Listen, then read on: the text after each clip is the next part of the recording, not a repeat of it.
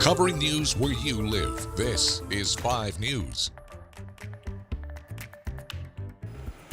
Well, thank you for joining us here for the latest news and weather where you live. I'm Joe Ellison. Let's get you caught up on what's going on around the area. The annual State of Northwest Arkansas Region Luncheon will be happening today. That's where city leaders will get together and let us know how the Northwest Arkansas region is faring compared to other parts of the state. Now, this is at the Hilton Garden in Fayetteville on Shiloh Drive. The luncheon will feature several speakers, and the State of the Northwest Arkansas Region report will be released then, which will compare the economic standings of the Northwest Arkansas region against other peer regions. All right, before we get to other news, let's get a check-in with 5 News meteorologist Zach Scott. Zach, we're hoping for a dry and a mild weather day. Yeah, well, that's what you're going to get, Joe, because you asked nicely. We had nice weather yesterday. We've got another nice fall day today. Very seasonal. Temperatures are supposed to be around 67 degrees for Northwest Arkansas. That's where we're at. A little bit below average, technically, for the River Valley, the seasonal average for this time of year, 72 degrees. We're looking for 60s to near 70 across the area. A little bit more of a south wind coming back today, about 5 to 15 miles per hour sustained with some gusts up to 20 miles per hour. So it'll be breezy for a few of us out there, but still not the strong winds that we saw it had to go through this weekend and earlier this week. Cool night going into Friday morning, 40s for most of us, could be an upper 30 or 2 mixing in, and we're tracking our next storm system already today. It's moving through the Rockies today. We'll continue to track this way. Again, we're dry for your Thursday, and we're really dry for most of Friday. Here we go overnight into Friday. Again, the brunt of this to the southwest of us, but it's as we're starting to wrap up Friday. I want to give you a heads up. Been trying to do that the last few days. We could see some rain moving in, especially for areas near and south of I-40 for your Friday evening. So Friday evening plans plus Friday night lights could be impacted with some showers. The further north you go, those rain chances get a little less. Again, we're on the northern edge of this storm system.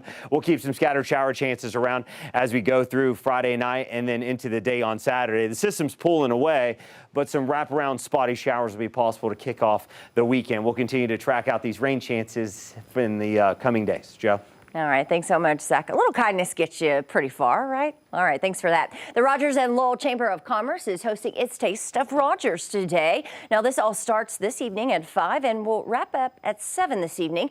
Everything will be set up at the Founders Plaza Terrace on Founders Way in Rogers. Now, here's what you can do there. You'll sample test restaurants in the area to kind of get a feel for what Northwest Arkansas has to offer. Along with great food, the event will have live music as well as beer and wine. Tickets for this are available for $25 each. All right, there is more controversy for U.S. Senate candidate Herschel Walker. He is denying new accusations now that he paid for another woman's abortion. The Georgia candidate is running on a staunch anti-abortion platform. Meanwhile, U.S. Senate candidates in the battleground state of Pennsylvania are facing fallout after their first and only debates earlier this week. Early voting has so far been setting new records across the U.S. The latest numbers from the United States Election Project indicate more than 13 million people have already cast their ballots so far. And taking a look at the biggest issues on the ballot right here in our area in Arkansas. Issue 1 has to do with who has the authority to call lawmakers to a special session. Now, on your ballot, you'll see then Issue 2, which changes the number of required votes needed to make changes to amendments. Issue 3 has to do with how the government's rules will impact religious freedoms.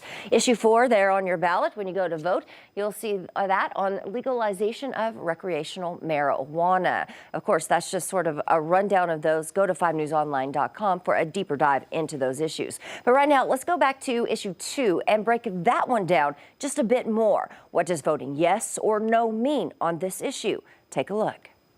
The second issue on the ballot changes the required number of votes that future amendments or ballot measures would need to be approved.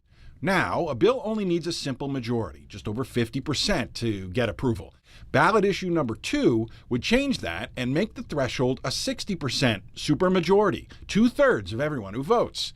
The bill's sponsor, Representative David Ray, says that it can be too easy to get something on the ballot, and outside influence can play a big role in what gets there. Our initiative and constitutional amendment process is really susceptible to big money, out-of-state interests that really want to hijack our lenient ballot access laws and use those to essentially buy an amendment to our Constitution.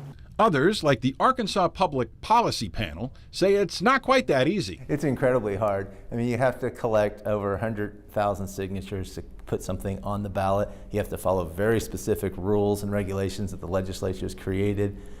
You have to write the measure in a way that it passes constitutional muster with the courts. And then after you do all of that, then you got to convince voters to vote for it, which is the hardest hurdle of all. Arkansas is one of 38 states right now that require just a simple majority. Just 11 states require a supermajority in some type of way. A change like this could have a pretty significant impact on elections. Between 2000 and 2020, there were 40 proposed bills going before voters. 30 won approval, 10 were rejected. Of the 30 that passed, 18 of them received at least 60% approval.